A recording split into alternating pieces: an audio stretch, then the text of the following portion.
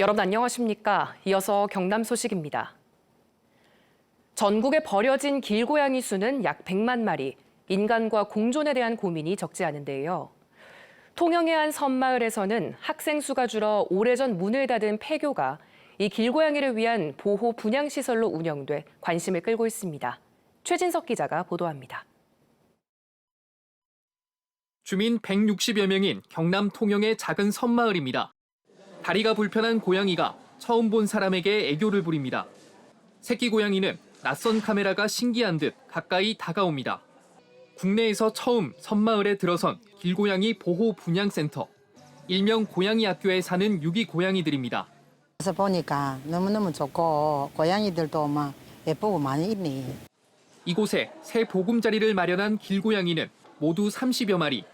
인근 한려해상 국립공원에서 구조됐거나 장애를 가진 뒤 이곳으로 왔습니다. 통영시는 학생 수 감소로 11년 전 문을 닫은 섬마을 폐교를 길고양이를 위한 보호실과 치료실이 갖춰진 시설로 꾸몄습니다. 주민 참여 사업 예산 4억 원을 투입했습니다.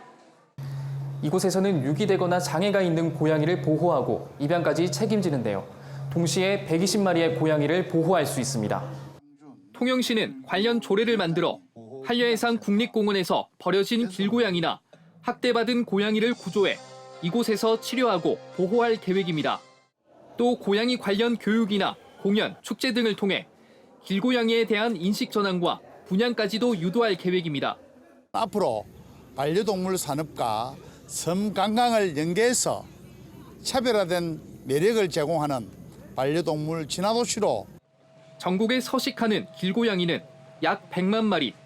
통영시의 섬마을 고양이 학교가 고양이와 사람이 함께 사는 방식에 새로운 대안을 제시하고 있습니다. KBS 뉴스 최진석입니다. 공유 수면인 바다를 매립해 도로를 만들려면 법적 절차를 거쳐야 한다는 거 누구나 알 수 있는 사실입니다. 하동군이 재해 예방을 목적으로 바다를 불법 매립해 1km에 가까운 도로를 만든 사실이 뒤늦게 드러났는데요. 경상남도가 고심 끝에 이 도로를 그대로 놔두기로 해 불법 매립에 면죄부를 준 게 아니냐는 지적이 제기됩니다. 보도에 박기원 기자입니다. 바닷가를 따라 왕복 1차로 도로가 길게 뻗어 있습니다. 하동군이 5년 전 파도가 넘어오는 것을 막기 위한 구조물 호안을 설치하면서 이 도로가 2배가량 넓어진 것입니다. 그래서 물이 안 들어오고 이 도로가 넓어지고 이렇게 서로가 또 편리하지. 편도 1차로였던 기존 도로가 공사 뒤에는 한 개 차선이 더 생길 만큼 넓어졌지만 확장된 부분이 매립 면허 없이 불법 매립된 사실이 뒤늦게 확인됐습니다. 불법 매립된 도로 길이는 900m, 면적은 5,000제곱미터가 넘습니다. 제가 서 있는 곳은 실제 차가 다니는 도로지만 지번이 없는 데다 지형도면상으로는 바다로 되어 있습니다. 교통사고 때 책임 논란이 빚어질 가능성도 있습니다. 정상적으로 할 수 있는 행위라고 저희는 판단했고 공사가 된 것 같습니다. 이 같은 사실은 경상남도가 옛 노량항 개발 계획을 추진하는 과정에서 드러났습니다. 해양수산부는 사업지 주변에 불법 매립된 토지가 확인됐다며 매립 기본 계획을 반려했습니다. 공유수면법은 면허를 받지 않고 바다를 매립하면 원상복구하도록 규정합니다. 다만 관련 지침에 도로 등으로 이용돼 원상 회복이 불가능할 경우 면제할 수 있도록 하고 있습니다. 경상남도는 고심 끝에 전문기관 4곳의 의견을 들어 이 도로를 그대로 놔두기로 했습니다. 도로가 재해 방지 목적으로 만들어졌고 철거 공사로 오히려 생태계에 영향을 줄 수 있다는 것입니다. 하지만 한 전문기관은 재해 방지를 위해 해안도로를 만드는 것이 부적절한 대책이라고 지적했습니다. 또 하동군이 불법 행위를 했다며 엄중한 처분과 재발 방지 조치가 필요하다는 의견을 냈습니다. 경상남도는 각 시군에 불법 매립 시설이 더 있는지 조사한다고 밝혔지만 하동군에 대한 행정처분은 계획이 없다고 밝혔습니다. KBS 뉴스 박기원입니다. 창원시 생활 폐기물 재활용 단지의 위탁 운영업체 선정을 둘러싼 석연치 않은 입찰 과정 전해드렸습니다. 이번 입찰 결과 입찰 참가 기준은 낮추고 낙찰 가격은 더 올라가게 됐는데요. 창원시의 갑작스러운 입찰 변경 이유는 무엇인지 논란이 이어지고 있습니다. 손원혁 기자가 보도합니다. 지난 3월 창원 생활폐기물 재활용 단지에 걸린 플래카드입니다. 특정 업체에 몰아주기, 꼼수냐 결탁이냐라는 문구입니다. 창원시의 갑작스러운 입찰 취소에 위탁 운영업체 직원들이 내건 겁니다. 당시 직원들 사이에서는 지역 A업체가 시설 운영에 들어올 것이라는 소문이 파다했습니다. 에 대해서 조사도 하고 물어보기도 하고 계속 그랬었던 거죠. 입찰 공고 뜨기 전부터 얘기를 계속했죠. 2월 달에도 얘기하고 3월 달에도 얘기했고. 입찰 결과 하수 처리 전문 기업이던 A업체는 직원들의 예측대로 시설 운영에 참여하게 됐습니다. 3년 넘게 시설을 단독으로 위탁 운영해온 기존 업체가 35% 지분을 A업체와 나눈 것입니다. 고용 승계 원칙에 따라 직원도 그대로, 시설 운영도 기존 업체가 합니다. A업체는 지분만큼 매출과 실적을 챙기는 구조입니다. 더 큰 논란은 이들이 써낸 제한 가격입니다. 기존 운영업체와 지역 A업체가 구성한 컨소시엄이 창원시에 낸 입찰 제안서 가격은 예정가의 99.5%로 확인됐습니다. 소수점 차이를 다투는 입찰 경쟁에서 가격 점수 평가 2.3점 이상 최고 감점을 감수한 것입니다. 49% 이상은 입찰을 잘 안 하는데 좀 특이하긴 하네요. 명전이라고 했을 때는 당연히 이 가격을 쓰지 않아죠. 0.1점 때문에 낙찰이 안 되는 경우도 있고. 단독으로 시설을 위탁 운영해온 기존 업체가 지역 A업체와 손잡은 것은 최초 입찰 공고 취소 이후였습니다. 공평하게 경쟁을 하고 심사할 수 있게끔 해야 되는데 지금까지 이야기된 절차를 봤을 때는 이러한 공정성에 대해서 시비가 나뉠 수 있는 사항이라서. 이에 대해 A업체 측은 과도한 입찰 자격 제한에 대해 창원시에 민원을 제기했을 뿐 정상적인 절차를 거쳤다고 해명했습니다. 하지만 창원시의 전격적인 입찰 변경 배경은 무엇인지 논란이 이어지고 있습니다. KBS 뉴스 손원혁입니다.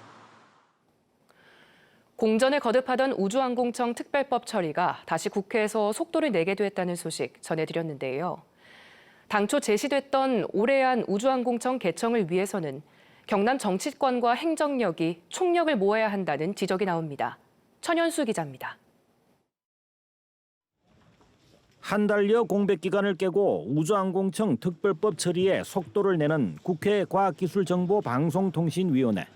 박안수 경남지사는 장제원 과방위원장을 만나 조속한 처리를 재차 당부했습니다. 국민의힘 윤재옥 원내대표를 만나서는 법사위와 본회의 등 후속 처리에도 협조를 요청했습니다. 올해 안으로 우주항공청이 사천시의 문을 열기 위한 국회의 처리 시한은 다음 달까지. 박안수 경남지사가 지난 3월부터 한 달에 한 번꼴로 국회를 방문하는 이유입니다. 양당 원내대표에게 좀 건의를 해서 본회의가 좀 조기에 열려서 본회의 의결까지 이 특별법이 조기에 통과될 수 있도록 노력을 할 생각입니다. 과방위 안건조정위원회는 우주항공청 특별법을 추석 전에 처리하기로 했습니다. 우리가 추석 전까지 결론을 내기로 약속을 한 바가 있기 때문에 앞으로 회의를 한 3차례 정도 진행을 좀 해야 될 것 같고요. 안건조정위원회는 오는 13일 전문가 토론회, 19일에는 항공우주연구원과 천문연구원의 의견을 청취하고 25일 처리하는 일정에 합의했습니다. 과방위 전체 회의는 늦어도 다음 달 초 의결될 것으로 예상됩니다. 문제는 과방위에 제출된 국가우주항공정책 관련 법안이 4가지나 된다는 점. 심의 과정에서 상충되는 법안을 두고 다시 논란이 일 수도 있어 일정이 지연될 우려도 있습니다. 우주항공청의 올해안 개청까지는 이제 넉 달이 채 남지 않아 경남의 정치권과 행정력이 총력을 모아야 한다는 지적입니다. KBS 뉴스 천현수입니다. 가을에 접어들면서 한결 선선해진 아침입니다. 현재 기온 함양이 20도를 보이는 등 어제보다 낮게 출발하고 있는데요. 한낮에는 기온이 다시 올라서 대부분 지역에서 29도 안팎을 보이겠습니다. 한편 해안가를 중심으로는 오늘 오후까지 강한 바람을 유의하셔야겠는데요. 순간풍속 초속 20m 이상의 강한 바람이 불면서 거제에는 강풍주의보가 발효 중입니다. 시설물 점검 등 안전사고에 유의해 주셔야겠습니다. 위성영 영상 살펴보시면 오늘 우리 지역은 동해 북부 해상에 위치한 고기압의 영향을 받아 맑겠습니다. 미세먼지 농도는 좋음 단계로 공기질 쾌청하겠습니다. 자세한 지역별 기온 살펴보겠습니다. 현재 기온 창원이 24도, 함안이 22도를 보이고 있습니다. 한낮에는 창원이 30도, 거제가 29도로 어제와 비슷하거나 조금 낮겠습니다. 서부 지역도 진주가 24도, 합천이 21도로 출발하는 아침이고요. 한낮에는 진주가 30도, 거창 28도 예상됩니다. 바다의 물결은 먼바다를 중심으로 최고 4m로 매우 높게 일겠습니다. 해안가를 중심으로는 너울을 유의하셔야겠습니다. 당분간 구름만 가끔 지나겠고 휴일은 일요일 오후에 한 차례 비 소식이 있겠습니다. 날씨였습니다. 창원소방본부는 지난 2일 창원시 내서읍에서 드론으로 60대 실종자 수색에 나서 1시간 만에 발견했다고 밝혔습니다. 60대 실종자는 저혈압과 탈수 증상을 보여 병원으로 옮겨졌고 생명에 지장이 없는 것으로 확인됐습니다. 창원소방본부는 지난해 10월에도 창원시 진전면 적적산에서 길을 잃은 등산객 2명을 드론으로 찾는 등 지난해 1월부터 드론을 활용한 실종자와 화재 수색 실적 21건을 기록했습니다. 문화체육관광부 공공도서관 통계조사 결과 지난해 경남 공공도서관 한 곳당 방문자가 평균 13만 9천여 명으로 1년 전보다 27% 는 것으로 나타났습니다.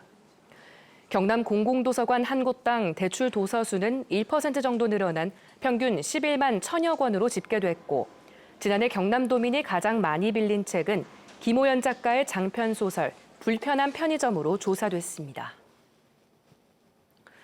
뉴스를 마칩니다. 시청해주신 여러분 고맙습니다.